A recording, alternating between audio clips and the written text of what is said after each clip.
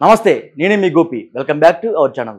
ఆంధ్రప్రదేశ్లో రాజకీయాలు మొత్తం బాగా రసవత్తరంగా మారిపోయి బాగా వేడిగా కనపడుతున్నాయి. అదే క్రమంలో ఆంధ్రప్రదేశ్లో ఒక సంచలనం ఒక ట్వీట్ అయితే ఈరోజు మహాసేన రాజేష్ గారు అయితే చేశారు. అసలు ఆ ట్వీట్ ఏంటి, అసలు ఎందుకు అలా చేశారో చూద్దాం ఒకసారి. సో ముందైతే ఇప్పుడు ఆయన చేసిన ట్వీట్ అయితే చూద్దాము. ఆయన కమ్యూనిటీలో పోస్ట్ చేశారు ఈరోజు. ఏంటంటే అది పవన్ కళ్యాణ్ గారికి మా మద్దతు ఉపసంహరించుకుంటున్నాం. పవన్ కళ్యాణ్ గారితో పోలిస్తే మా వర్గాలకు జగన్ గారే బెటర్ అంట. పవన్ కళ్యాణ్ గారితో పోలిస్తే మా వర్గాలకు జగన్ గారే బెటరు. లాస్ట్ టైము ఇదే జగన్ గారితో విభేదించి ఈయన ప్రత్యర్థి పార్టీలోకి వచ్చారు. సో నెక్స్ట్ ఎందుకు చూద్దాం. వీరిద్దరికన్నా చంద్రబాబు గారు చాలా బెటర్. మళ్ళీ చంద్రబాబు గారు బెటర్ అంటున్నారు. జగన్ బెటర్ అంటే చంద్రబాబు బెటర్ అంటే పవన్ కళ్యాణ్ అనేది బెటర్ కాదంట. సో కులం మతం పేరుతో అమాయకులపై దాడి చేశారు. ఎవరైనా సరే వారికి వ్యతిరేకంగా పోరాడమని అంబేద్కర్ గారు చెప్పారు. ఏంటంటే కులం మతం పేరుతో అమాయకులపై దాడి చేసేవారి ఎవరైనా సరే వ్యతిరేకంగా పోరాడమని అంబేద్కర్ గారు చెప్పారంట. ఓకే. పవన్ కళ్యాణ్ గారి వలన జరిగే అనర్థాలు ప్రజలకి తెలియజేస్తాం. పవన్ కళ్యాణ్ గారి వల్ల అంట అనర్థాలు జరిగాయంట. ఇప్పటిదాకా నువ్వు అదే జనసేన అదే టీడీపీ కూటమిలో ఉన్నావు కదా, అప్పుడే మీకు అనర్థాలు కనపడలేదని ప్రజలు అయితే అడుగుతున్నారు. సో నెక్స్ట్ వచ్చేసరికి పవన్ కళ్యాణ్ వలన జరిగే అనర్థాలను ప్రజలకు తెలియజేస్తాము. ఇప్పటికీ చాలా కోల్పోయాము, చాలా సహించాము. జనసేన పోటీ చేసే అన్ని స్థానాల్లోనూ ఓడించడానికి రాజ్యాంగబద్ధంగా పనిచేస్తాము. మాకు రాజకీయాలు పదవులు ముఖ్యం కాదు. అన్యాయానికి గురవుతున్న ప్రజల తరపున పోరాటం మాకు ఇష్టం. పదవులు అధికారం కావాలనుకుంటే జగన్ గారితోనే ఉండేవాళ్ళం. పైన ఉన్న నాయకులు నిలకడగా లేనప్పుడు మేము కూడా నిలకడగా ఉండలేము. జై భీమ్. పైన ఉన్న నాయకులు ఎవరైతే ఉన్నారో వాళ్ళంటే నిలకడగా లేరంట. అంటే పైన ఉన్న నాయకులు ఎవరు? పవన్ కళ్యాణ్ గారు, బీజేపీ పార్టీ నుంచి అయితే మోడీ గారు, చంద్రబాబు గారు. వీళ్ళ ముగ్గురే నిలకడగా లేనప్పుడు కింద స్థాయి నాయకులు మేము ఎందుకు నిలకడగా ఉంటామని మన రాజేష్ గారు అయితే అన్నారు. సో ఇప్పుడు అయితే మన రాజేష్ గారికి ఫోన్ చేద్దాం.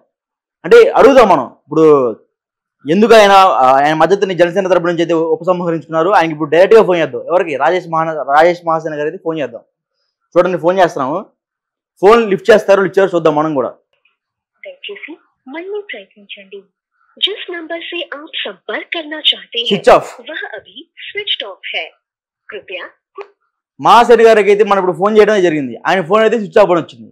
ఎందుకు స్విచ్ ఆఫ్ చేసుకున్నారంటారు? ఏమన్నా దాడి చేస్తారా ఆయన మీద? ఏమన్నా దాడి చేస్తారా అన్న జన సైనికులు? ఎటువంటి దాడి చేయరు. సరే, మీరు పవన్ కళ్యాణ్ గారికి మద్దతు ఇవ్వట్లేదు అంటున్నారు, టీడీపీకి మద్దతు ఇస్తామన్నారు. మద్దతు కూడా ఇస్తామన్నప్పుడు క్లారిటీ ఇవ్వట్లేదు. దానికి కూడా మీకన్నా చంద్రబాబు గారు బెటర్ అంట. మేము బయట ప్రజలు ఏమంటున్నారంటే ఈ ఎలక్షన్ టైంలో సడన్ గా రాజేష్ మహాసేన బయటకు వచ్చాడు, వైసీపీ నుంచి ఏమన్నా ప్యాకేజ్ అందిందేమో అని బయట ప్రజలు కూడా అంటున్నారు. దానికి మీరే సమాధానం చెప్తారు. ఎన్ని కోట్లు ముట్టినాయి అంట మీకు, దానికి మీరే సమాధానం చెప్తారని బయట ప్రజలు అయితే అడుగుతున్నారు. అదేవిధంగా మొన్న తణుకులో మీరే అన్నారు, తణుకులో ఏదో అరిమిలి రాధాకృష్ణ గారు మీటింగ్ పెట్టినప్పుడు జనాలంటే మీ మీదకి తండోపతండాలకు వచ్చి వేలు లక్షల సంఖ్యలో వచ్చి మీకు ఫోటోలు తీసుకున్నారంట, మిమ్మల్ని అన్న అని గొప్పగా పొగుడుతున్నారని మీరే అన్నారు. పవన్ కళ్యాణ్ గారు అయితే అసలు లెక్క చేయరంట. మీరు సొంత పిఠాపురంలో అంటే పవన్ కళ్యాణ్ గారు పోటీ చేసి సొంత కాన్స్టిట్యున్సీలో ఆయన గెలవలేరని మీరే చెప్తున్నారు. అంటే మీకన్నా పవన్ కళ్యాణ్ గారు తక్కువ అని చెప్తున్నారా మీరు? ఎట్లాగా మీ మీద ఉన్న మీకున్న అభిమానం పవన్ కళ్యాణ్ గారికి లేదంటారా? సరే, అభిమానం పక్కన పెట్టండి, ఓటుకి అభిమానం చాలా డిఫరెన్స్ కాదనట్లేదు.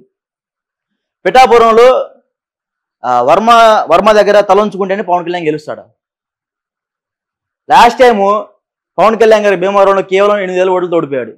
గాజువాకలో 11,000 ఓట్లతో ఓడిపోయాడు. కాదనట్లేదు. మళ్ళీ అదే భీమవరంలో పవన్ కళ్యాణ్ గారు నామినేషన్ ఇస్తే గెలుస్తారా గెలవరా? మీ మాటల్లో గెలుస్తారా గెలవరా? ఈసారి పవన్ కళ్యాణ్ గారు ఎక్కడ పోటీ చేసినా గెలుస్తారని అందరికి తెలిసిన విషయమే.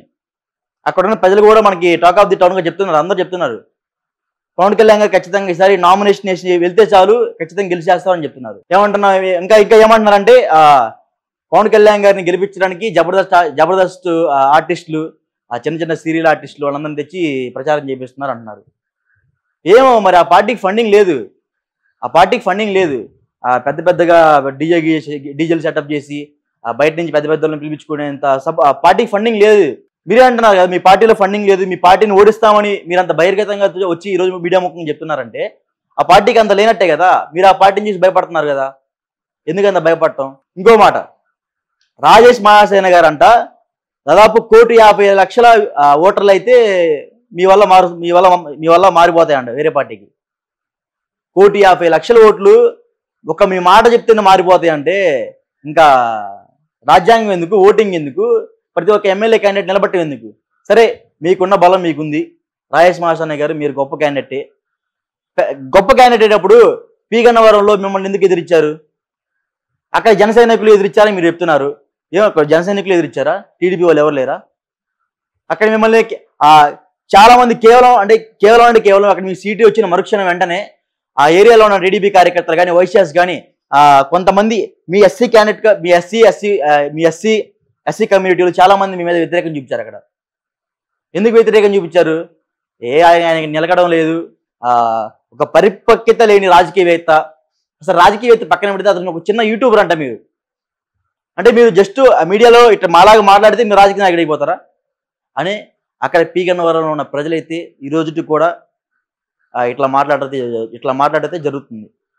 సో మీరు అక్కడ మీరు ఇందాక మీడియాలో ఏమన్నారంటే మాకు ఎటువంటి సీట్ అవసరం లేదు, మేము వచ్చింది కేవలం టీడీపీ పార్టీన, జనసేన పార్టీకి కూటమికి మద్దతు పలుకుదాం వచ్చామని చెప్పారు మీరు. సరే, నువ్వు మద్దతు పలికేవాడికి మద్దతు లాగానే పలకాల. అప్పుడు సరే, టీడీపీ మీకు దగ్గరుండి సీట్ ఇప్పించింది, ఎమ్మెల్యే సీట్ ఇచ్చింది, ఎందుకు నిలబెట్టుకోలేకపోయారు? అక్కడ ఉన్న ప్రజల వ్యతిరేకత ప్రతి ఒక్క పార్టీకి వచ్చింది, ప్రతి ఒక్క రాజకీయ నాయకుడికి వ్యతిరేకత ఉంటుంది ఎక్కడికి వెళ్ళినా సరే. దాన్ని సమర్థవంతంగా ఒక రాజకీయ అనుభవశాలిని పక్కన పెట్టుకొని అక్కడున్న ఎవరైతే మన మీద ఇట్లా దాడులు పాటుపడుతున్నారో, లేకపోతే ఎవరైతే మనకి కొంచెం నెగిటివ్ ఉన్నారో వాళ్ళని దగ్గర కూర్చోబెట్టి మాట్లాడుకొని సెట్ చేసుకోవాలా. అది ఒక రాజకీయ నాయకుడు ఉన్న సత్తా. అది మీ దగ్గర లేకుండా జనసేన వాళ్ళు ఎదురు తిరిగారు, టీడీపీ వాళ్ళు ఎదురు తిరిగారు. జనసేన పవన్ కళ్యాణ్ గారి వల్లే నాకు ఆ సీటు పోయింది, పవన్ కళ్యాణ్ గారు నాకు సపోర్ట్ ఇవ్వట్లేదు, ఆయన మద్దతు ఇవ్వట్లేదు అంటున్నారు. మీ మీద రాజమండ్రిలో దాడి జరిగినప్పుడు ఎవరు మీకు మద్దతు ఇచ్చింది? మీ మీద రాజమండ్రిలో దాడి జరిగినప్పుడు మీరే అన్నారు, పవన్ కళ్యాణ్ గారు నాకు ఫోన్ చేశారు, గొప్పగా నాతో మాట్లాడారని అందరూ చూశారు, రాష్ట్ర ప్రజలందరూ చూశారు. మీ మీద రాజమండ్రిలో దాడి జరిగినప్పుడు పవన్ కళ్యాణ్ గారు మీకు ఫోన్ చేసి పరామర్శించారా లేదా? మీకు ఇంకా ఏమన్నా రాబోయే రోజుల్లో మీ మీద ఏమన్నా ఇంతకు మించి ఏమన్నా జరుగుతూ ఉంటే ఖచ్చితంగా నేను మీ ఊరు వచ్చి మీకోసం నిలబడదా అన్నడా లేదా? అవన్నీ మీరు మనసులో పెట్టుకోకుండా ఏదో మీ జిల్లాలో నేను మీటింగ్ జరిగిందని నన్ను పిలవలేదు అంటున్నారు. ఏమో లక్షలాది మంది ఎలక్షన్ టైంలో ఎన్నేం చూసుకోవాలి, ఆయన ఎన్నైనా చూసుకోవాలి. మీరే డైరెక్ట్గా వచ్చి రావచ్చు కదా, ఇట్లా నేను టీడీపీ అధికార ప్రతినిధిని, నేను చూసుకుంటాను ఇవన్నీ అని పవన్ కళ్యాణ్ గారికి చెప్పకపోయినా సరే మీ పార్టీ ఎవరైతే ఉన్నారో లోకేష్ గారికి అతని ద్వారా అయినా సరే మీ పార్టీకి వెళ్ళి చెప్పొచ్చు కదా, నేను వెళ్తానన్న మీటింగ్ మా జిల్లాలో జరుగుతుంది, మా కాన్స్టిట్యున్సీలో జరుగుతున్నాయి, మా పత్తిపాడులో జరుగుతుందన్న, నేను వెళ్ళి నిలబడాల్సింది అనండి. అప్పుడు నువ్వు టీడీపీ అధికార ప్రతినిధి, నువ్వు సో టీడీపీ తరపున నువ్వు వెళ్ళాలి అక్కడికి, కూటమికి మద్దతు పలకాల. అలాంటప్పుడు మద్దతు పలకకుండా జనసేనకి సపోర్ట్ చేయను, నా వల్ల 1.5 కోటి ఓట్లు షిఫ్ట్ చేస్తాను అంటున్నారే. సొంత పెళ్ళ మనం చెప్పిన మన సొంత పెళ్ళమే మనం చెప్పిన పార్టీకి ఓటేయమంటే నేను ఓటేయట్లా. ఈ రోజుల్లో మీరు చెప్పారని 1.5 కోటి ఓట్లు షిఫ్ట్ అవుతాయా? మనకు తెలియకలే. అంటే బయట ప్రజలు ఏమంటున్నారంటే కనకపు సింహాసనం మీద సునకాన్ని తెచ్చి కూర్చోబెట్టినా సరే బుద్ధి మారదని బయట ప్రజలు అంటున్నారు. నేను కాదు సార్ అనేది, బయట ప్రజలు అంటున్నారు. సో ఇప్పటికైనా సరే జనసేనకనే కాదు, ఎలక్షన్ టైంలో ఇట్లా మాట్లాడడం సరికాదు, పార్టీని మీరు దెబ్బతీయడం సరికాదని బయట ప్రజలైతే చెప్తున్నారు. సో మీ ఆలోచన మరలా మారాలని, అదేవిధంగా మీకు వచ్చే ఇప్పుడు మీరు వీడియో చేశారు కదా, ఇప్పుడు ఆ వీడియోకున్న కింద కామెంట్లు చూడండి. ఒక్క కామెంట్ అయినా రాజేష్ అన్న నీ సపోర్ట్ ఉంటాను, ఒక్క కామెంట్ అయినా, దాదాపు ఇప్పుడు 10,000 కామెంట్లు వచ్చాడు నాకు తెలిసి. 10,000 కామెంట్లలో ఒక 10 కామెంట్లు నీకు మంచిగా వచ్చి చూపి నాకు, నీకు నిలకడలేదు, పరిపక్వత లేని రాజకీయ నాయకుడి నువ్వు అని కింద ఆ ప్రజలు మొత్తం కామెంట్లు చేస్తున్నారు. ఆ ప్రజల్లో నేను ఒకరిని. సో ఇప్పటికైనా సరే ఆ పార్టీలని పార్టీలో ఉన్నప్పుడు కొంచెం టైం పట్టింది రాజకీయ నాయకుడికి ఎదగాలంటే. రాగానే ఎవరు సీట్ ఎవరు ఏంటంటే ఎదిగిపోరు, టైం పట్టిద్ది. మీరు అన్నారు జనసేన పార్టీలో